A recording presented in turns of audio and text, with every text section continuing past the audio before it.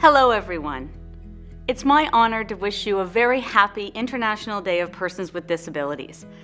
This year has been one like no other. The COVID-19 pandemic has challenged us all in so many ways. It's affected the lives of all Canadians, and it has disproportionately affected the lives of persons with disabilities. Yet, we remain resilient. This year, the UN theme for the International Day of Persons with Disabilities, Building Back Better, toward a disability-inclusive, accessible, and sustainable post-COVID-19 world, is at the very heart of our commitment to building a more disability-inclusive Canada. We're building on the proactive, disability-inclusive approach that we've used to respond to this pandemic. The health, well-being, and economic security of Canadians with disabilities have been top of mind every step of the way. The COVID-19 Disability Advisory Group was there to give advice on the lived experiences of persons with disabilities.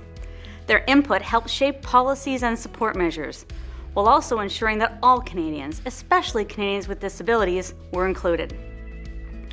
Whether it be through the one-time payment to persons with disabilities, investments to increase job opportunity for persons with disabilities, a commitment to a disability inclusion plan, or income support for students with disabilities, our government has shown that it is unwavering in its support for persons with disabilities during and beyond this crisis.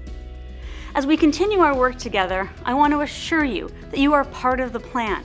Whether it's our plan to respond to the next wave of COVID-19, our plan to roll out a vaccine when it becomes available, or our plan to rebuild our economy stronger than it has ever been before.